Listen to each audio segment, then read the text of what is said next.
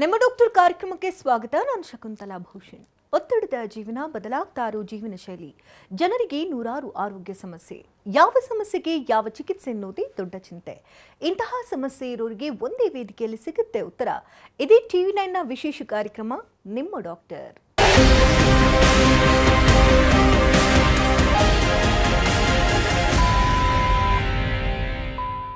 ಮೂಗು ಮುಖದ ಅಂದವನ್ನ ಹೆಚ್ಚಿಸುತ್ತೆ ಅಂತಾರೆ. ತುಂಬಾ ಜನರಿಗೆ ನೀಳವಾದಂತಹ ಮೂಗಿರುತ್ತೆ, ಸಂಪಿಗೆ ಅಂತ ಮೂಗಿರಬೇಕು ಅನ್ನೋ ಆಸೆ ಇರುತ್ತೆ, ಇನ್ನು ಗಿಣಿ ಮೂಗ್ ಥರ ಇರಬೇಕು ಅಂತ ತುಂಬಾ ಜನ ಆಸೆ ಪಡ್ತಾರೆ. ಆದರೆ ಮೂಗಿನ ವಿಕಾರತೆಯಿಂದ ಅಂದ ಕೆಡುತ್ತೆ. ಹಾಗಾದ್ರೆ ಮೂಗಿನ ವಿಕಾರತೆಯನ್ನ ಸರಿ ಮಾಡುವುದು ಹೇಗೆ? ಇದಕ್ಕೇನಾದರೂ ಸರ್ಜರಿ ಇದೆಯಾ? ಖಂಡಿತವಾಗ್ಲೂ ಕೂಡ ಇದೆ. ರೈನೋಪ್ಲಾಸ್ಟಿ ಅನ್ನುವಂತಹ ಸರ್ಜರಿಯ ಮೂಲಕ ಮೂಗಿನ ಅಂದವನ್ನ ಹೆಚ್ಚು ಮಾಡಿಕೊಳ್ಬಹುದು. ಇದು ಹೇಗೆ ಸಾಧ್ಯ?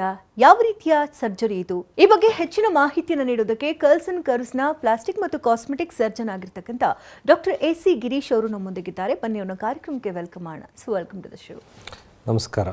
ಮೂಗು ಮುಖದ ಅಂದವನ್ನು ಹೆಚ್ಚಿಸುತ್ತೆ ಅಂತ ಕೇಳ್ಪಟ್ಟಿದ್ದೇವೆ. ತುಂಬ ಜನರಿಗೆ ಇತ್ತೀಚಿನ ದಿನಮಾನಗಳಲ್ಲಿ ನೋಡ್ತಾ ಇದ್ದೀವಿ, ತುಂಬ ಜನರಿಗೆ ಚೋಟದ ಮೂಗು ಅಥವಾ ದಪ್ಪನೆಯ ಮೂಗುವಿಂದ ತುಂಬಾ ರೋಸ್ ಹೋಗಿರ್ತಾರೆ. ಇದಕ್ಕೇನಾದರೂ ಸರ್ಜರಿ ಇದೆಯಾ ಅಂತ ತಡ್ಕಾಡ್ತಾ ಇರ್ತಾರೆ. ಸೊ ಇದಕ್ಕೆ ಬೆಸ್ಟ್ ಸರ್ಜರಿ ಅಂದರೆ ರೈನೋಪ್ಲಾಸ್ಟಿ ಅಂತ ನಿಮ್ಮ ಒಂದು ಚಿಕಿತ್ಸಾ ಕೇಂದ್ರದಲ್ಲಿ ನಾವು ಕೇಳ್ಪಟ್ಟಿದ್ದೇವೆ. ಸೊ ಅದಕ್ಕಾಗಿ ಇವತ್ತಿನ ಸಂಚಿಕೆಯಲ್ಲಿ ಕಂಪ್ಲೀಟ್ ಆಗಿದ್ರ ಬಗ್ಗೆ ಸಂಪೂರ್ಣವಾದಂಥ ಮಾಹಿತಿಯನ್ನು ಕೊಡೋಣ. ಸೊ ಮೊದಲಿಗೆ ರೈನೋಪ್ಲಾಸ್ಟಿ ಅಂದರೆ ಏನು? ರೈನೋಪ್ಲಾಸ್ಟಿಗೆ ಅದೇ ಮತ್ತೊಂದು ಹೆಸರು ಅಂದರೆ ಲೈಕ್ ನೋಸ್ ರೀಶೇಪಿಂಗ್ ಅಂತ ಹೇಳ್ತೀವಿ, ಅಥವಾ ನೋಸ್ ಜಾಬ್ ಅಂತಲೂ ಕೂಡ ಹೇಳ್ತೀವಿ. ಅಂತ ಹೇಳಿದರೆ ಇದು ಮೂಗಿನ ಒಂದು ಆಕಾರದ ಒಂದು ಏರುಪೇರುಗಳು, ಅದನ್ನು ಸರಿಪಡಿಸ್ತಕ್ಕಂತಹ ಒಂದು ಕಾಸ್ಮೆಟಿಕ್ ಸರ್ಜರಿಗೆ ನಾವು ರೈನೋಪ್ಲಾಸ್ಟಿ ಅಂತ ಹೇಳ್ತೇವೆ. ಅದರ ಜೊತೆಯಲ್ಲಿ ಅಂದರೆ ಕೆಲವರಿಗೆ ಈ ಏರುಪೇರಿನ ಮೂಗಿನ ಒಂದು ಆಕಾರದಲ್ಲಿ ಇರ್ತಕ್ಕಂಥ ಏರುಪೇರಿನ ಜೊತೆಯಲ್ಲಿ ಒಂದು ಉಸಿರಾಟದ ತೊಂದರೆ, ಅಂಥ ಸಂದರ್ಭದಲ್ಲೂ ಕೂಡ ಈ ರೈನೋಪ್ಲಾಸ್ಟಿ ಸರ್ಜರಿಯನ್ನು ಮಾಡಲಾಗತ್ತೆ. ಕೆಲವೊಮ್ಮೆ ಓನ್ಲಿ ಆಕಾರದ ವಿಷಯ ಮಾತ್ರ ತೊಂದರೆ ಮಾತ್ರ ಇರುತ್ತೆ, ಅಥವಾ ಇವೆರಡೂ ತೊಂದರೆಗಳು ಇರಲಿಕ್ಕೆ ಸಾಧ್ಯ ಇರುತ್ತೆ. ಸೊ ಎರಡೂ ಸಂದರ್ಭಗಳಲ್ಲೂ ಈ ರೈನೋಪ್ಲಾಸ್ಟಿ ಸರ್ಜರಿ ತುಂಬ ಸಹಕಾರಿಯಾಗಿರುತ್ತೆ. ಈ ರೈನೋಪ್ಲಾಸ್ಟಿ ಸರ್ಜರಿಯ ಒಂದು ಮೂಲ ಉದ್ದೇಶ ಏನು ಅಂತ ಹೇಳಿದ್ರೆ ಅಬ್ನಾರ್ಮಲ್ ಟು ನಾರ್ಮಲ್, ಅಂದರೆ ಈ ಏರುಪೇರುಗಳು ಏನೇ ಇರಬಹುದು ಅವರ ಮುಖಕ್ಕೆ ಹೊಂದಾಣಿಕೆ ಆಗೋ ಥರ ಈ ಏರುಪೇರುಗಳನ್ನು ಒಂದು ನಾರ್ಮಲ್ ಪ್ರಪೋರ್ಷನ್ ಆಗಿ ನಾರ್ಮಲ್ ಒಂದು ಶೇಪನ್ನು ಕೊಡುವಂಥದ್ದು ಇರುತ್ತಲ್ಲ, ಅದಕ್ಕೆ ರೈನೋಪ್ಲಾಸ್ಟಿ ಸರ್ಜರಿ ಅಂತ ಹೇಳ್ತಾರೆ. ಅಂದರೆ ಯಾವ ರೀತಿಯ ವಿಕಾರತೆಗೆ ಈ ಒಂದು ಸರ್ಜರಿ ಮಾಡಲಾಗುತ್ತೆ? ಅಂದರೆ ಎಲ್ಲ ಥರದ ಮೂಗಿನ ಒಂದು ಏರುಪೇರುಗಳನ್ನು ಇದು ಸರಿಪಡಿಸ್ತಕ್ಕಂಥದ್ದು ಸಾಧ್ಯತೆ ಇದೆ ಇದರಲ್ಲಿ. ಅಂದರೆ ಮೂಗಿನ ಏರುಪೇರುಗಳು ಅಂದರೆ ಇವಾಗ ಅವರ ಒಂದು ಮುಖಕ್ಕೆ ಪ್ರಪೋರ್ಷನ್ಸ್ ನಾವು ಯೂಶಲಿ ನೋಡುವಂಥದ್ದು.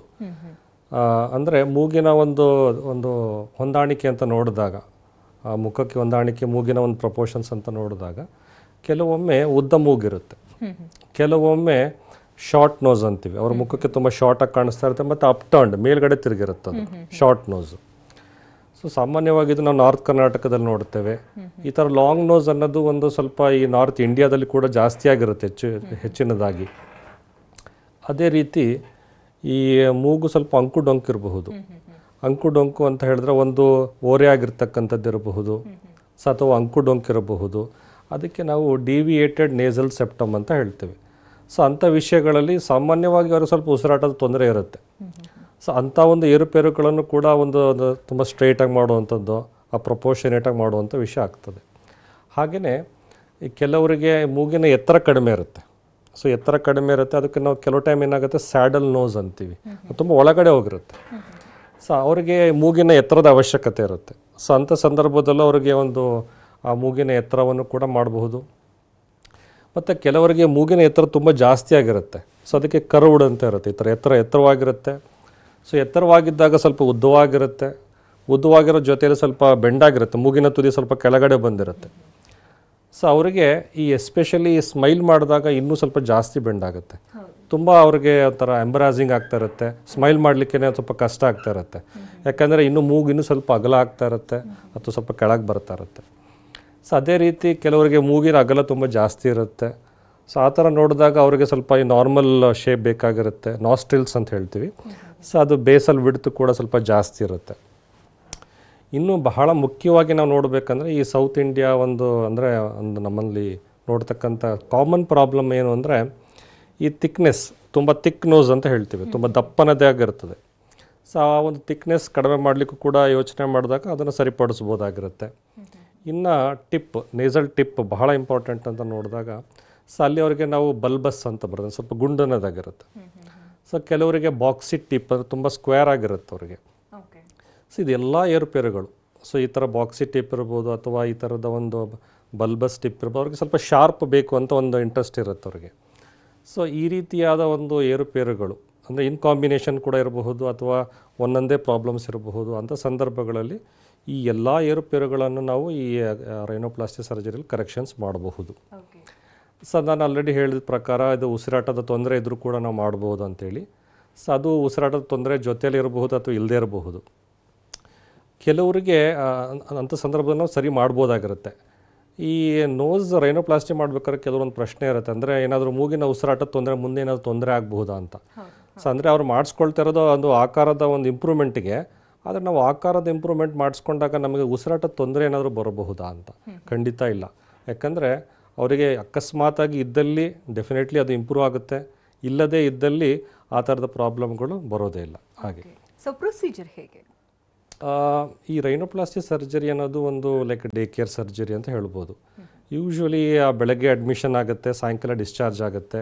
ಒಂದು 3 hours ಪ್ರೊಸೀಜರ್ ಇರುತ್ತೆ ಅಥವಾ 3 to 3.5 hours depending upon the complexity ಅಂತ ಹೇಳ್ತೇವೆ. ಸೊ ಇದು ಒಂದು ನಾವು ಜನರಲ್ ಅನಸ್ತೇಷಿಯಾದಲ್ಲಿ ಮಾಡ್ತೇವೆ. ಇದು ಒಂದು ಸೇಫ್ ಪ್ರೊಸೀಜರ್ ಅಂತ ಹೇಳ್ಬೋದು. ಆಲ್ಮೋಸ್ಟ್ ಅವರಿಗೆ ನಾವು ಸಂಜೆಯಲ್ಲಿ ಡಿಸ್ಚಾರ್ಜ್ ಮಾಡ್ತೇವೆ. ಸಂಜೆಗೆ ಡಿಸ್ಚಾರ್ಜ್ ಮಾಡಿದ್ಮೇಲೆ ಅವರು ಈವ್ನಿಂಗಿಂದ ಸ್ವಲ್ಪ ನಾರ್ಮಲಾಗಿ ಒಂದು ಸ್ವಲ್ಪ ಫುಡ್ಡನ್ನು ತಗೊಳ್ಬೋದು. ಇಲ್ಲಿ ಅವರಲ್ಲಿ ಒಂದು ಪ್ರಶ್ನೆ ಇರುತ್ತೆ, ಅಂದರೆ ಹೇಗೆ ಮಾಡಲಾಗತ್ತೆ ಅಂತ. ಅಂದರೆ ಎಲ್ಲಿ ಇನ್ಸಿಷನ್ ಮಾಡ್ತಾರೆ, ಸೊ ಮೂಗಿನ ಮೇಲ್ಗಡೆ ಮಾಡ್ತಾರಾ ಅಥವಾ ಎಲ್ಲಿ ಯಾವ ರೀತಿ ಮಾಡ್ತಾರೆ ಅಂತ. ಸೊ ಯಾವುದೇ ಥರದ ಏರುಪೇರುಗಳಿರಲಿ, ಸೊ ಅದರ ಇನ್ಸಿಷನ್ ಮಾತ್ರ ಯಾವಾಗಲೂ ಕೆಳಭಾಗದಲ್ಲೇ ಬರುತ್ತೆ. ಅಂದರೆ ಕೆಳಭಾಗದಲ್ಲಿ ಬಂದಾಗ ಅದು ಕಾಣದೇ ಇರೋ ಜಾಗ, ಕೊಲೊಮೆಲ್ಲ ಮಧ್ಯಕಂಬ. ಸೊ ಅಲ್ಲಿ ಸಣ್ಣ ಇನ್ಸಿಷನ್ ಮೂಲಕ ಇಷ್ಟೆಲ್ಲ ಟೆಕ್ನಿಕಲ್ ಡೀಟೇಲ್ಸ್ ಅಂದರೆ ಎಲ್ಲ ಏರುಪೇರುಗಳನ್ನು ಸರಿಪಡಿಸ್ತಕ್ಕಂಥದ್ದಾಗತ್ತೆ. ಹಾಗಾಗಿ ಕಾಣದೇ ಇರೋ ಜಾಗದಲ್ಲಿ ಆ ಇನ್ಸಿಷನ್ ಇರುತ್ತೆ ಒಂದು. ಮತ್ತು ಅದು ಫ್ಯೂಚರಲ್ಲಿ ಅದು ಹೀಲ್ ಆದಾಗ ಸೊ ಯಾರಿಗೂ ಅದು ಕಾಣಿಸೋದಿಲ್ಲ. ಸೊ ಹಾಗಾಗಿ ಆ ಮಾಡಿಫಿಕೇಷನ್ಸ್ ಆದರೂ ಕೂಡ ಯಾರಿಗೂ ಈ ರೈನೋಪ್ಲಾಸ್ಟಿ ಸರ್ಜರಿ ಆಗಿದೆ ಅನ್ನೋ ಒಂದು ಗುರುತುಗಳು ಕೂಡ ಇರೋದಿಲ್ಲ. ಸೊ ಓನ್ಲಿ ಬದಲಾವಣೆ ಮಾತ್ರ ಇರುತ್ತೆ, ಆ ರೀತಿ ಇರುತ್ತದೆ. ಸೊ ಈ ಪ್ರೊಸೀಜರ್ ಆಗಿದ್ದ ಮೇಲೆ ನಾವು ಅವ್ರಿಗೆ ಈ ಮೂಗಿನ ಒಂದು ಎಕ್ಸ್ಟರ್ನಲ್ ಸ್ಪ್ಲಿಂಟ್ ಅಂತ ಹೇಳ್ತೇವೆ. ಸೊ ಅಂದರೆ ಈ ಮೂಗು ಏನಾಗುತ್ತೆ, ಸ್ವಲ್ಪ ಸ್ವೆಲ್ ಆಗುತ್ತೆ, ಸ್ವಲ್ಪ ಊತ ಬರುತ್ತೆ. ಸೊ ಅದನ್ನು ಕಂಟ್ರೋಲ್ ಮಾಡಲಿಕ್ಕೆ ನಾವು ಎಕ್ಸ್ಟರ್ನಲ್ ಸ್ಪ್ಲಿಂಟ್ ಅಂತ ಕೊಡ್ತೇವೆ. ಸೊ ಈ ಸ್ಪ್ಲಿಂಟ್ಸ್ಗಳಂತ ಏನಿರ್ತದೆ, ಎಕ್ಸ್ಟರ್ನಲ್ ಸ್ಪ್ಲಿಂಟ್ ಮತ್ತು ಇಂಟರ್ನಲ್ ಸ್ಪ್ಲಿಂಟ್, ನಾವೆಲ್ಲ 1 week ಆದಮೇಲೆ ತೆಗೆದು ಬಿಡುತ್ತೇವೆ. ಅಂದರೆ ಕಾಂಪ್ಲಿಕೇಶನ್ಸ್ ಏನಿರುತ್ತೆ ಅಂತೀವಿ? ಸಾಮಾನ್ಯವಾಗಿ ರೈನೋಪ್ಲಾಸ್ಟಿಯಲ್ಲಿ ಅಫ್ಕೋರ್ಸ್ ಕಾಂಪ್ಲಿಕೇಶನ್ ಅನ್ನೋದು ಯಾವುದೇ ಸರ್ಜರಿಯಲ್ಲಿ ಇರ್ತಕ್ಕಂಥ ಒಂದು ಗೊತ್ತಿರುವಂಥ, ನಾನು ಇಲ್ಲ ಅಂತ ಹೇಳಲಿಕ್ಕಾಗಲ್ಲ. ಆದರೆ ಆ ಕಾಂಪ್ಲಿಕೇಶನ್ಸನ್ನು ಅವಾಯ್ಡ್ ಮಾಡ್ತಕ್ಕಂತಹ ಒಂದು ಟೆಕ್ನಿಕ್ಸ್ ಏನಿದೆ, ಆ ಒಂದು ಎಕ್ಸ್ಪೀರಿಯನ್ಸ್ ಏನಿದೆ, ಅದು ಸಾಧ್ಯತೆ ನಮ್ಮಲ್ಲಿ ಇರುತ್ತೆ ಅಂತ ಹೇಳ್ಬೋದು. ಸೊ ಅವರಿಗೆ ತಕ್ಕ ಹಾಗೆ ಅಂದರೆ ನಾವೇನು ಡಿಸ್ಕಷನ್ಸ್ ಮಾಡ್ತೇವೆ ಅಥವಾ ಅವ್ರ ಎಕ್ಸ್ಪೆಕ್ಟೇಷನ್ಸ್ ಏನಿದೆ, ಸೊ ಅಥವಾ ಆ ರೀತಿ ಒಂದು ರಿಸಲ್ಟ್ಸ್ಗಳನ್ನು ನಾವು ಕೊಡ್ಬೋದಾಗಿರುತ್ತೆ. ಸೊ ಕಾಂಪ್ಲಿಕೇಶನ್ ಅನ್ನೋದು ಸಾಮಾನ್ಯವಾಗಿ ನಮ್ಮಲ್ಲಿ ಆಲ್ಮೋಸ್ಟ್ ಅದು ನಿಲ್ ಅಂತ ಹೇಳ್ಬೋದು ಅಥವಾ ಬಹಳನೇ ಅಪರೂಪ ಅಂತ ಹೇಳ್ಬೋದು. ಹಾಗಾಗಿ ಅದರದ ಬಗ್ಗೆ ಸಾಮಾನ್ಯವಾಗಿ ಯಾರೂ ಇದ್ರ ಬಗ್ಗೆ ಯೋಚನೆ ಮಾಡೋ ಅವಶ್ಯಕತೆನೇ ಇರೋದಿಲ್ಲ. ಸೊ ಈಗ ಇನ್ ಕೇಸ್ ಏನಾದರೂ ಚೇಂಜಸ್ ಬೇಕು, ಈಗ ಒಂದ್ಸರಿ ಆಗಲೇ ಸರ್ಜರಿ ಆಯಿತು, ಸೊ ಇದೇ ಫೈನಲ್ಲ ಅಥವಾ ವೆಯ್ಟ್ ಮಾಡಬೇಕಾಗುತ್ತಾ ಅದು ಒಂದು ಕರೆಕ್ಷನ್ ಆಗಿರೋದು ಕರೆಕ್ಟ್ ಸ್ಟೇಜ್ ಬರೋದಕ್ಕೆ? ಅಂದರೆ ಎಷ್ಟು ದಿನಗಳಲ್ಲಿ ನಮಗೆ ಗೊತ್ತಾಗುತ್ತೆ ಒಂದು ಪ್ರಾಪರ್ ವ್ಯೂ ಅಂತ? ಸೊ ಇದರಲ್ಲಿ ಅದೇ ನಾವು ರಿಸಲ್ಟ್ಸನ್ನು ಇದು ಈ ರೈನೋಪ್ಲಾಸ್ಟಿ ಸರ್ಜರಿ ಅನ್ನೋ ರಿಸಲ್ಟ್ಸನ್ನು ಇಮಿಡಿಯೇಟಾಗಿ ಇರೋದಿಲ್ಲ. ಭಾಳ ಮುಖ್ಯದ ಪಾಯಿಂಟನ್ನು, ಈ ಪಾಯಿಂಟನ್ನು ಕೂಡ ನಾವು ಡಿಸ್ಕಷನ್ ಮಾಡ್ತೇವೆ ಸಾಮಾನ್ಯ ಡಿಸ್ಕಷನಲ್ಲಿ. ಅಂದರೆ 1 ವಾರದ ನಂತರ ನಾವು ಈ ಸ್ಪ್ಲಿಂಟ್ಗಳನ್ನು ತೆಗೆದಾಗ ಅವ್ರಿಗೊಂದು ಸ್ವಲ್ಪ ಒಂದು ಇಂಪ್ರೂವ್ಮೆಂಟ್ ಅನ್ನೋದಿರುತ್ತೆ ಅಥವಾ ಚೇಂಜಸ್ ಅನ್ನೋದಿರುತ್ತೆ. ಸೊ ಬಟ್ ಆ ಒಂದು ಫೈನೆಸ್ ಎಲ್ಲ ಸ್ವಲ್ಪ ಬ್ಲಂಟ್ ಆಗಿರುತ್ತೆ, ಯಾಕಂದರೆ ಸ್ವಲ್ಪ ಸ್ವೆಲ್ಲಿಂಗ್ ಇರುತ್ತೆ. ಆ ಸ್ವೆಲ್ಲಿಂಗ್ ಎಲ್ಲ ನಿಧಾನವಾಗಿ ಕಡಿಮೆ ಆಗ್ತಾ ಬಂದಾಗ, ಎಸ್ಪೆಷಲಿ ಲೈಕ್ 1 month ಆದಮೇಲೆ ಸ್ವೆಲ್ಲಿಂಗ್ ಒಂದು ಸ್ವಲ್ಪ 50% ಕಡಿಮೆ ಆಗಿರುತ್ತೆ. ಸೊ ಅವಾಗ ಅವ್ರಿಗೆ ಅಟ್ಲೀಸ್ಟ್ ಒಂದು 50% ಒಂದು ಇಂಪ್ರೂವ್ಮೆಂಟನ್ನು ಅವ್ರಿಗೆ ನೋಡ್ತಾರೆ. ಸೊ ಹೇಗೆ ಸ್ವೆಲ್ಲಿಂಗ್ ಕಡಿಮೆ ಆಗ್ತಾ ಹೋಗುತ್ತೋ, ಸೊ ಅಂದರೆ ಅಪ್ ಟು ಒಂದು 8 months ತನಕ ಅದು ಸ್ವಲ್ಪ ಕಡಿಮೆ ಆಗ್ತಾ ಇರುತ್ತೆ. ಆ ಒಂದು ಸ್ವಲ್ಪ ಇನ್ಕ್ರಿಮೆಂಟಲ್ ಇಂಪ್ರೂವ್ಮೆಂಟ್ಸ್ ಅಂತ ಹೇಳ್ತೀವಿ ನಾವು, ಆ ಸ್ಲೋ ಇಂಪ್ರೂವ್ಮೆಂಟ್ಸ್ ಇರುತ್ತದೆ. ಸೊ ಹಾಗಾಗಿ ನಾವು ಹೇಳೋದೇನೆಂದರೆ, ಯಾರೇ ಒಬ್ಬರು ಪ್ಲ್ಯಾನ್ ಮಾಡಬೇಕಂದ್ರೆ ಅಟ್ಲೀಸ್ಟ್ ಒಂದು 6 to 8 months ಆ ಒಂದು ಗ್ಯಾಪನ್ನು ಅಥವಾ ಒಂದು ಪ್ಲ್ಯಾನ್ ಮಾಡಿಕೊಂಡೇ ಮಾಡಿಸೋದು ಒಳ್ಳೆಯದು ಅಂತ ಒಂದು ಇದು. ಅಟ್ಲೀಸ್ಟ್ 3 months ಆದರೂ ಇದ್ದರೆ ಆ ಒಂದು ಡೀಸೆಂಟ್ ಡಿಫರೆನ್ಸ್ ಶೇಪ್ ಅವರಿಗೆ ಸಿಕ್ಕಿರುತ್ತೆ. ಸೊ ಇದು ಸ್ಲೋ ಪ್ರೋಸೆಸ್ ಅಂತ ಹೇಳ್ಬೋದು. ಓಕೆ, ಈಗ ಒಂದ್ಸರಿ ಮಾಡಿಸಾಗಿರುತ್ತೆ, ಇನ್ ಕೇಸ್ ಅವಾಗ ಇಲ್ಲ ಇದು ಯಾಕೋ ಸರಿ ಹೋಗ್ತಾ ಇಲ್ಲ ಮತ್ತೆ ಕರೆಕ್ಷನ್ ಬೇಕು ಅನ್ನೋದಾದರೆ? ಅಲ್ಲ, ಡೆಫಿನೆಟ್ಲಿ ರೈನೋಪ್ಲಾಸ್ಟಿಗೆ ನಮಗೆ ಯಾವುದೇ ಒಂದು ಸ್ಕೋಪ್ ಇರುತ್ತೆ, ಅಂದರೆ ಅದೊಂದು ಇಂಪ್ರೂವ್ಮೆಂಟ್ಸಿಗೆ. ಇವಾಗ ಒಂದು ಇಂಪ್ರೂವ್ಮೆಂಟ್ಸ್ ಮಾಡಿರ್ತೀವಿ, ಅಲ್ಲೆಲ್ಲ ಒಂದು ಸ್ವಲ್ಪ ಮೈನರ್ ಡಿಫ್ರೆನ್ಸಸ್ ಇರ್ಬೋದು, ಅಥವಾ ಆ ಥರ ಅಥವಾ ಮೈನರ್ ಇಂಪ್ರೂವ್ಮೆಂಟ್ಸ್ ಅವ್ರಿಗೆ ಬೇಕಾಗಿರಬಹುದು. ಸೊ ಆ ಥರದ ವಿಷಯಗಳು ಸಾಧ್ಯತೆ ಇದ್ದೇ ಇದೆ. ಅದಕ್ಕೆ ನಾವು ಟಚ್ ಅಪ್ ಪ್ರೊಸೀಜರ್ಸ್ ಅಂತ ಹೇಳ್ತೇವೆ. ಸೊ ಕಂಪ್ಲೀಟ್ ಹೀಲಿಂಗ್ ಆದಮೇಲೆ ಒಂದು 6 to 9 months ಅಂತ ಹೇಳ್ಕೊಂಡು, ಸೊ ಆ ರೀತಿ ಆದಮೇಲೆ ಅವರಿಗೆ ಈ ಥರ ಒಂದು ಸೆಕೆಂಡ್ರಿ ಪ್ರೊಸೀಜರ್ಸ್ ಟಚ್ ಅಪ್ ಪ್ರೊಸೀಜರ್ಸ್ನ ಮಾಡಿ ಫರ್ದರ್ ಇಂಪ್ರೂವ್ಮೆಂಟ್ ಮಾಡ್ಬೋದಾಗಿರುತ್ತೆ. ಇವಾಗಲೇ ಹೇಳ್ತಾ ಇದ್ರೆ ಇದು ಡೇ ಕೇರ್ ಪ್ರೊಸೀಜರ್ ಅಂತ. ಅಂದರೆ ತುಂಬ ಜನ ಅಂದ್ಕೊಳ್ತಾರೆ ಮತ್ತೆ ಮತ್ತೆ ವಿಸಿಟ್ ಮಾಡ್ತಾ ಇರಬೇಕಾ, ಆ ರೀತಿ ಒಂದು ಕ್ವೆಶನ್ಸ್ ಇರುತ್ತೆ. ಅಂದರೆ ಒಂದ್ಸರಿ ಮಾಡಿದ್ರೆ ಲೈಫ್ ಟೈಮ್ವರೆಗೂ ಇರುತ್ತಾ ಇದು ಅಂತ? ಸೊ ಅಫ್ಕೋರ್ಸ್ ಈ ಕ್ವಶನ್ ಇರುತ್ತೆ. ನಾವು ಏನು ಕೊಡ್ತೇವೆ ರಿಸಲ್ಟ್ಸ್ ನಾವು ಏನು ಕೊಡ್ತೇವೆ ಅವರಿಗೆ ಲೈಫ್ ಟೈಮ್ ಇರುತ್ತದೆ. ಸೊ ಹಾಗೆ ಮತ್ತೊಂದು ಅವ್ರು ಏನಿರುತ್ತೆ ಅನ್ಸುತ್ತೆ, ಸ್ವಲ್ಪ ವರ್ಷಗಳ ನಂತರ ಈ ಮೂಗಿನ ಆಕಾರ ಬದಲಾವಣೆ ಆಗುತ್ತಾ, ಇದು ಟೆಂಪ್ರವರಿನ ಅಥವಾ ವೀಕ್ ನೋಸ್ ಇದು ಹಾಗೆ ಅಂತ ಅಲ್ಲ. ಅಂದರೆ ನಾವು ರಿಸಲ್ಟ್ಸ್ ಏನು ಕೊಡ್ತೇವೆ ಪರ್ಮನೆಂಟ್ ಆಗಿರುತ್ತೆ, ಅದೊಂದು ಸ್ಟ್ರಾಂಗ್ ನೋಸ್ ಅದು. ಸೊ ಅವರಿಗೆ ಆ ಲೈಫ್ ಟೈಮಿಗೆ ರಿಸಲ್ಟ್ಸ್ ಉಳಿಯುತ್ತೆ. ಅಂದರೆ ಈ ಏಜಿಗೆ ಏನು ಸ್ವಲ್ಪ ಮೈನರ್ ಡಿಫ್ರೆನ್ಸ್ ಆಗ್ಬೋದು ನಾರ್ಮಲ್ ಆಗಿ ಯಾರಿಗೇ ಆಗಲಿ, ಆ ಡಿಫರೆನ್ಸನ್ನು ಬಿಟ್ಟು ಸೊ ಅವರಿಗೆ ಆ ಒಂದು ಸ್ಟ್ಯಾಂಡರ್ಡ್ ನಾವು ಏನು ಮಾಡಿಫೈ ಮಾಡಿರ್ತೀರೋ ಅದು ಹಾಗೆ ಉಳಿತದೆ. ಓಕೆ, ಇನ್ನಷ್ಟು ಮಾಹಿತಿನ ನಾನು ನಿಮ್ಮಿಂದ ಪಡ್ಕೊಳ್ತೇನೆ. ಇವತ್ತಿನ ಸಂಚಿಕೆಯಲ್ಲಿ ರೈನೋಪ್ಲಾಸ್ಟಿ ಬಗ್ಗೆ ಮಾತನಾಡ್ತಾ ಇದ್ವಿ. ಕರ್ಲ್ಸ್ ಅಂಡ್ ಕರ್ವ್ಸ್ನ ವೈದ್ಯರಾಗಿರ್ತಕ್ಕಂಥ ಡಾಕ್ಟರ್ ಗಿರೀಶ್ ಅವರು ನಮ್ಮೊಂದಿಗಿದ್ದಾರೆ. ಇನ್ನಷ್ಟು ಮಾಹಿತಿಯನ್ನು ಪಡ್ಕೊಳ್ಳೋಣ. ಆಗಲೇ ಮಾತನಾಡ್ತಾ ಇದ್ವಿ ರೈನೋಪ್ಲಾಸ್ಟಿ ಬಗ್ಗೆ. ಸೊ ಯಾವ ಏಜ್ ಗ್ರೂಪ್ ಅವರು ಇದನ್ನು ಮಾಡಿಸ್ಬೋದು? ಯೂಶ್ವಲಿ ಇದನ್ನು ನಾವು ಅರೌಂಡ್ ಒಂದು 16+ ಅಂತ ಇಟ್ಕೊಳ್ಬೋದು. ಅಂದರೆ ಫೀಮೇಲ್ಸ್ಗೆ 16 years, ಮೇಲ್ಸ್ಗೆ 17 years ಪ್ಲಸ್ ಅಂತ ಒಂದು ಸಂದರ್ಭದಲ್ಲಿ ಅಪ್ ಟು 60 years ತನಕನೂ ಮಾಡಬಹುದಾಗಿರುತ್ತೆ ರೈನೋಪ್ಲಾಸ್ಟಿ. ಓಕೆ, ಸಕ್ಸಸ್ ರೇಟ್ ಎಷ್ಟಿದೆ ಅಂತ? ಸಕ್ಸಸ್ ರೇಟ್ ಯೂಶ್ವಲಿ ಹೇಗಿರುತ್ತೆ ಅಂದರೆ ಯಾರದೇ ಒಂದು ಸರ್ಜನಿನ ಎಕ್ಸ್ಪೀರಿಯನ್ಸ್ ಮೇಲೆ ಡಿಪೆಂಡ್ ಆಗಿರುತ್ತೆ. ಸೊ ಹಾಗೆ ನೋಡಿದ್ರೆ ನಮ್ಮಲ್ಲಿ ಆಲ್ಮೋಸ್ಟ್ ಒಂದು 90+ ಅಂತಲೇ ಹೇಳ್ಬೋದು. ಅಂದರೆ ಎಕ್ಸ್ಪೆಕ್ಟೇಷನ್ ನಾವು ಮೀಟ್ ಮಾಡ್ತಕ್ಕಂತಹ ಆ ಒಂದು ಪ್ರಾಪರ್ ತುಂಬ ಮೆಥಾಡಿಕಲಾಗಿ ಹೋಗ್ತಾ ಇರೋದ್ರಿಂದ ಸೊ ಅಷ್ಟರ ಮಟ್ಟಿಗಾದರೂ ನಾವು ಅವರಿಗೆ ಸ್ಯಾಟಿಸ್ಫ್ಯಾಕ್ಟರಿ ರಿಸಲ್ಟ್ಸನ್ನು ನಾವು ಕೊಡ್ಬೋದಾಗಿರುತ್ತೆ. ನೀವು ಹೆಲ್ತ್ ಬೆನಿಫಿಟ್ಸ್ ಕೂಡ ಇದೆ ಅಂತ ಹೇಳ್ತಾ ಇದ್ದೀವಿ. ಈಗ ಸೈನಸ್ ಪ್ರಾಬ್ಲಮ್ ಇರೋರಿಗೆ ಅಥವಾ ಮೂಗಲಿ ಅಂಕು ಡೊಂಕಿರೋರಿಗೆ ಕರೆಕ್ಟಾಗಿ ಉಸಿರಾಡೋದಕ್ಕೆ ಸಾಧ್ಯ ಆಗ್ತಿರುತ್ತಲ್ಲ, ಸೊ ಅದನ್ನೇ ಹೇಗೆ ಕರೆಕ್ಷನ್ ಮಾಡ್ತೀರಿ ಅಂತ? ಸೊ ಇಲ್ಲಿ ಏನಾಗ್ತದೆ, ಅದು ಮೂಗಿನ ಅಂಕು ಡೊಂಕು ಅಂದರೆ ಒಳಭಾಗದಲ್ಲಿ ಒಂದು ಪ್ಯಾಸೇಜಸ್ ಇರುತ್ತೆ, ನೇಸಲ್ ಪ್ಯಾಸೇಜಸ್. ಅವರಿಗೆ ಅದು ತುಂಬ ನ್ಯಾರೋ ಆಗಿಬಿಟ್ಟಿರ್ತದೆ. ಸೊ ನ್ಯಾರೋ ಆದಾಗ ಅವ್ರಿಗೆ ಉಸಿರಾಟ ತೊಂದರೆ ಇರ್ತದೆ. ಸೊ ಅದರ ಜೊತೆಯಲ್ಲಿ ಏನಾಗಿರುತ್ತೆ, ಕೆಲವು ಟರ್ಬಿನೇಟ್ಸ್ ಅಂತೀವಿ, ಇದು ಇನ್ಫೀರಿಯರ್ ಟರ್ಬಿನೇಟ್ಸ್ ಅಂತ ಹೇಳ್ತೀವಿ ಒಳಗಡೆ. ಸೊ ಅದನ್ನು ಏರನ್ನು ಹ್ಯೂಮಿಡಿಫಿಕೇಷನ್ ಮಾಡುವಂಥ ಒಂದು ಫಂಕ್ಷನ್ ಇರುತ್ತೆ ಅದಕ್ಕೆ.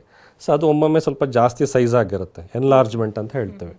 ಸೊ ಅವುಗಳನ್ನು ಕೂಡ ಸರಿಪಡಿಸ್ತಕ್ಕಂಥದ್ದು, ಅಂಕುಡೊಂಕನ್ನು ಸರಿಪಡಿಸಿ ಮತ್ತು ಪ್ಯಾಸೇಜ್ ತುಂಬ ನಾರ್ಮಲಾಗಿ ನಾವು ಮಾಡಿದಾಗ ಸೊ ಅವರಿಗೆ ಬ್ರೀದಿಂಗ್ ಆಲ್ಮೋಸ್ಟ್ ಪ್ರಾಬ್ಲಮ್ ಕಂಫರ್ಟಬಲ್ ಆಗಿರುತ್ತೆ. ಓಕೆ, ಸೊ ಆಫ್ಟರ್ ಸರ್ಜರಿ ಹೇಗೆ ಬ್ಯಾಲೆನ್ಸ್ ಮಾಡಬೇಕು, ಲೈಫ್ ಸ್ಟೈಲ್ ಹೇಗಿರಬೇಕು, ಆಪ್ರೇಷನ್ ಎಲ್ಲ ಆಗಿರುತ್ತೆ, ಸೊ ಅದನ್ನು ಹೇಗೆ ಮೇಂಟೈನ್ ಮಾಡ್ಕೊಂಡು ಹೋಗಬೇಕು?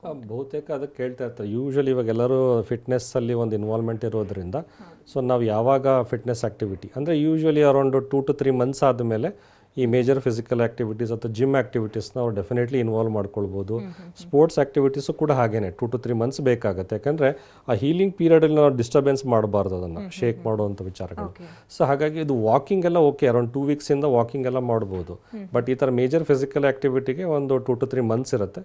ಅದಾದಮೇಲೆ ಡೆಫಿನೆಟ್ಲಿ ಅವರು ನಾರ್ಮಲ್ ಮೇಜರ್ ಫಿಸಿಕಲ್ ಆ್ಯಕ್ಟಿವಿಟಿನ ಮಾಡ್ಬೋದಾಗಿರುತ್ತೆ. ತುಂಬ ಜನಕ್ಕೆ ಈಗ ಸ್ನೀಸಿಂಗ್ ಪ್ರಾಬ್ಲಮ್ ಇರುತ್ತೆ, ತುಂಬ ಅಕ್ಷಿ ಹೊಡಿತಾ ಇರ್ತಾರೆ, ಸೊ ಅಂಥವ್ರಿಗೆ ಹೇಗೆ ಅಂತ?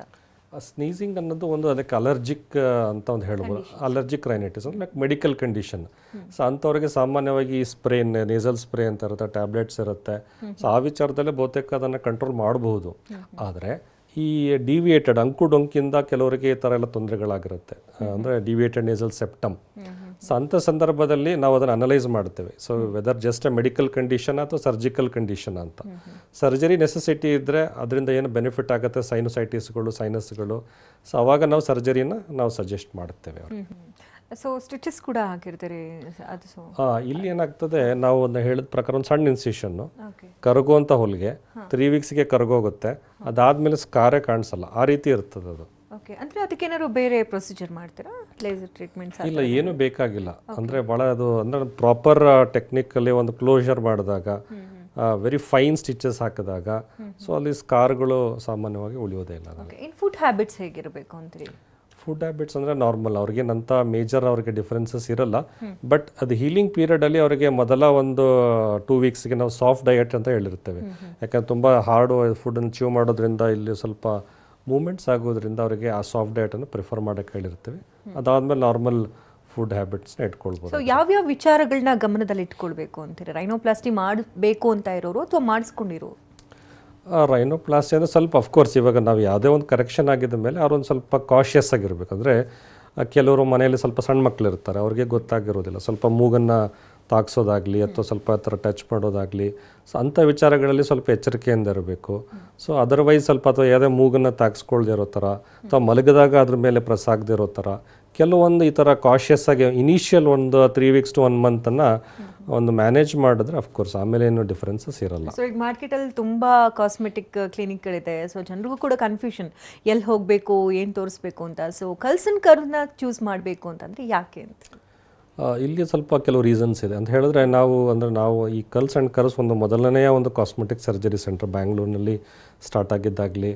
ಸೊ ಅಂದರೆ ಅದು ಫಸ್ಟ್ ಒನ್ ಟು ಸ್ಟಾರ್ಟ್ ಅಂತ ಹೇಳ್ಬೋದು. ಜೊತೆಯಲ್ಲಿ ಅದನ್ನ ಒಂದು ಪ್ಯಾಷನ್ ಅಥವಾ ಒಂದು ಇಂಟ್ರೆಸ್ಟ್ ಇಟ್ಕೊಂಡು ನಾವು ಇದನ್ನು ಡೆವಲಪ್ ಮಾಡಿರ್ತಕ್ಕಂಥದ್ದು. ಸೊ ಅದಕ್ಕೆ ಬೇಕಾಗಿರ್ತಕ್ಕಂಥ ಎಕ್ಸ್ಪೋಜರ್ ಅಥವಾ ಒಂದು ಏನು ನೆಸೆಸಿಟಿ ಇದೆ, ಕ್ವಾಲಿಫಿಕೇಷನ್ಸ್ ಅಥವಾ ಆ ಒಂದು ವಿಚಾರಗಳಲ್ಲಿ ಒಂಥರ ಇರ್ತಕ್ಕಂಥದ್ದು ಇರ್ತದೆ, ಪರಿಣಿತಿ ಹೊಂದಿರತಕ್ಕಂಥದ್ದು. ಹಾಗೆಯೇ ಸೊ ಅವಾಗ ಅಪ್ಡೇಟ್ ಮಾಡ್ಕೊಳ್ತಕ್ಕಂಥದ್ದು, ಒಂದು ಕಾನ್ಫರೆನ್ಸಸ್ಗಳಿರ್ಬೋದು ಅಥವಾ ಎಲ್ಲಿ ಇದನ್ನು ಇನ್ನೂ ಸ್ವಲ್ಪ ಚೇಂಜಸ್ ಆಗ್ತಾ ಇದೆ, ಅಪ್ಡೇಟ್ಸ್ ಆಗ್ತಾ ಇದೆ, ಇಂಪ್ರೂವ್ಮೆಂಟ್ಸ್ ಆಗ್ತಾ ಇದೆ, ಅದನ್ನು ಅಡಾಪ್ಟ್ ಮಾಡ್ಕೊಂಡಿರ್ತಕ್ಕಂಥದ್ದು. ಸೊ ಅಥವಾ ಈ ಟೆಕ್ನಾಲಜಿ ಅಂದರೆ ಕೆಲವೊಮ್ಮೆ ಇನ್ಸ್ಟ್ರೂಮೆಂಟ್ಸ್ಗಳು ಕೂಡ ಹೊಸ ಅಪ್ಡೇಟ್ ಆಗ್ತಾ ಇರುತ್ತೆ, ಅದನ್ನು ಕೂಡ ನಾವು ಅಡಾಪ್ಟ್ ಮಾಡ್ಕೊಂಡಿರ್ತಕ್ಕಂಥದ್ದು. ಈ ಕಾರ್ಯಕ್ರಮನ ಬೇರೆ ಬೇರೆ ಊರುಗಳಿಂದ ಕೂಡ ನೋಡ್ತಿರ್ತಾರೆ. ಸೊ ಅವರು ಕೂಡ ರೈನೋಪ್ಲಾಸ್ಟಿ ಮಾಡಿಸ್ಕೊಳ್ಬೇಕು ಅಂತಂದರೆ ಸೊ ಬಂದು ಇಲ್ಲಿ ಉಳ್ಕೊಳ್ಳೋಕ್ಕೆ ಏನಾದರೂ ಫೆಸಿಲಿಟೀಸ್ ಇದೆಯಾ? ಹೇಗೆ ಇಲ್ಲಿ ಹೇಗೆ ಅಂದರೆ ನಾವು ಯೂಶ್ವಲಿ ನಾನು ಡೇ ಕೇರ್ ಸರ್ಜರಿ ಅಂದರೆ ಬೆಳಗ್ಗೆ ಬಂದು ಈವ್ನಿಂಗ್ ಡಿಸ್ಚಾರ್ಜ್ ಆಗೋದಿರ್ತದೆ. ಸಾಮಾನ್ಯವಾಗಿ ಅವ್ರಿಗೆ ನಾವೊಂದು ಹೇಳಿರ್ತೇವೆ, ನೀವು ಒಂದು 2 ಆಪ್ಷನ್ಸ್ ಕೊಡ್ತೇವೆ. ಸೊ ಅವರು ಏನಾದರೂ ಒಂದು ನೆಕ್ಸ್ಟ್ ದಿವಸ ಊರಿಗೆ ಹೋಗ್ಬೋದು, ಹತ್ತಿರ ಆಗಿದ್ರೆ ಈವ್ನಿಂಗೇ ಹೋಗ್ಬೋದು, ತುಂಬ ದೂರ ಇದ್ದರೆ ನೆಕ್ಸ್ಟ್ ದಿವಸ ಹೋಗಿ, ಯಾಕಂದರೆ 1 week ಆದಮೇಲೆ ನೆಕ್ಸ್ಟ್ ಫಾಲೋ ಅಪ್ ಇರುತ್ತೆ. ಸೊ ಹಾಗಾಗಿ ಅವ್ರು ಹೋಗಿ ವಾಪಸ್ ಬರ್ಬೋದಾಗಿರುತ್ತೆ. ಇಲ್ಲ ಅವ್ರಿಗೆ ಅನುಕೂಲ ಅಂತ ಹೇಳಿದ್ರೆ ಲೋಕಲಿ ಒಂದು ಕಡೆ ಉಳ್ಕೊಂಡು ಸೊ ನಮಗೆ 1 week ಆದಮೇಲೆ ಫಾಲೋ ಅಪ್ ಮಾಡ್ಬೋದಾಗಿರುತ್ತೆ. ಸೊ ರೈನೋಪ್ಲಾಸ್ಟಿ ಮಾಡಿಸ್ತು ಅಂತವರು ಎಷ್ಟು ದಿನಕ್ಕೊಮ್ಮೆ ನಿಮ್ಮನ್ನ ವಿಸಿಟ್ ಮಾಡ್ತಾ ಇರಬೇಕಾಗುತ್ತೆ? ಮೊದಲನೇ ವಿಸಿಟ್ 1 week ಆದಮೇಲೆ, ಸೆಕೆಂಡ್ ವಿಸಿಟ್ 1 ತಿಂಗಳ ನಂತರ, ಆಮೇಲೆ ಆಪ್ಷನಲ್ ವಿಸಿಟ್ಸ್ ಅಂತೀವಿ, ಲೈಕ್ 3 months 6 months ಆ ರೀತಿ ಇರುತ್ತೆ. ಸೊ ಇಷ್ಟೇ ಮಿನಿಮಲ್ ಫಾಲೋಅಪ್ಸ್ ಸಾಕಾಗಿರುತ್ತೆ. ಎಷ್ಟೋ ಜನ ಈ ಔಟ್ ಆಫ್ ದ ಕಂಟ್ರಿಯಿಂದ ಬಂದಿರೋರು ಅಫ್ಕೋರ್ಸ್ ಅದು ವಾಟ್ಸಪ್ ಫಾಲೋಅಪ್ಸ್ಗಳಾಗುತ್ತೆ. ಸೊ ಅಂತ ಹೇಳಿದ್ರೆ ಅವರಿಗೆ ನಾವು ಮುಂಚಿತವಾಗಿ ಎಲ್ಲ ಇನ್ಫಾರ್ಮೇಷನ್ ನೆಸೆಸಿಟಿ ಆ ಒಂದು ಕೇರ್ ಬಗ್ಗೆ ಎಲ್ಲ ಕೊಟ್ಟಿರ್ತೇವೆ. ಬಟ್ ಅದನ್ನು ಈ ಥರ ತುಂಬ ದೂರ ಇರೋರಿಗೆ ಈ ಥರ ಕಮ್ಯುನಿಕೇಷನ್ಸಲ್ಲೂ ಮ್ಯಾನೇಜ್ ಮಾಡ್ಬೋದಾಗಿರುತ್ತೆ. ಬೇರೆ ರೀತಿ ಸೈಡ್ ಎಫೆಕ್ಟ್ಸ್ಗಳೇನು ಇರೋದಿಲ್ವ ಅದರಲ್ಲಿ?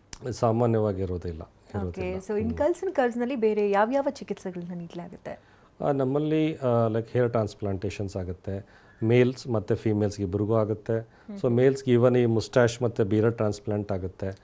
ಫೀಮೇಲ್ಸ್ಗೆ ಎಸ್ಪೆಷಲಿ ನಾವು ಈ ಕಾಸ್ಮೆಟಿಕ್ ಬ್ರೆಸ್ಟ್ ಸರ್ಜರೀಸ್ ಅಂತ ಮಾಡ್ತೇವೆ.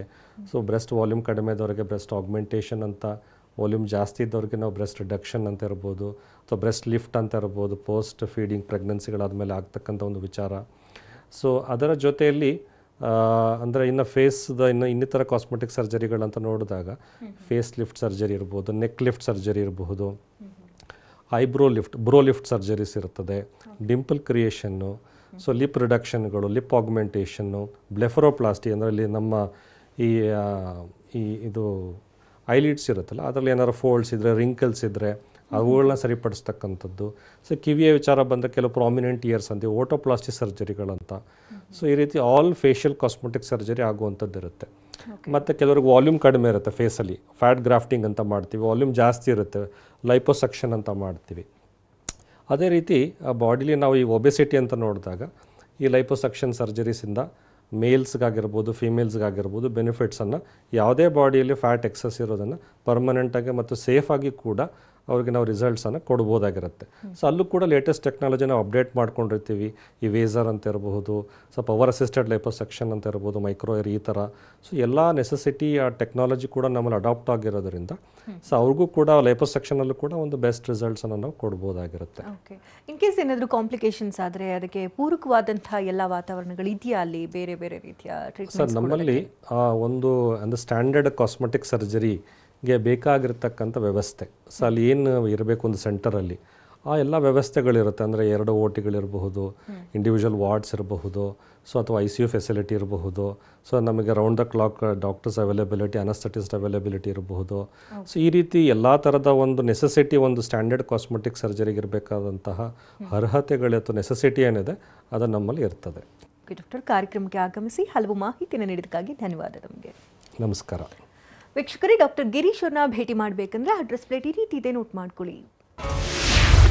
ಹೆಚ್ಚಿನ ಮಾಹಿತಿಗಾಗಿ ಸಂಪರ್ಕಿಸಿ Carlson curves cosmetic surgery centre, number 760/15, 5ನೇ ಮುಖ್ಯ ರಸ್ತೆ, 8ನೇ cross, MC layout, Vijayanagar, Bengaluru 560040. www.carlsoncurves.com visit ಮಾಡಿ ಹೆಚ್ಚಿನ ಮಾಹಿತಿಯನ್ನು ಪಡ್ಕೊಳ್ಳಿ. ದೂರವಾಣಿ ಸಂಖ್ಯೆ ಈ ರೀತಿ ಇದೆ: 8088400400. ಮತ್ತೊಂದು ಸಂಖ್ಯೆ 9448571216. ಇದು ಈ ಹೊತ್ತಿನ ವಿಶೇಷ. ನಿರಂತರ ಸುದ್ದಿಗಾಗಿ ನೋಡ್ತಾರೆ TV9.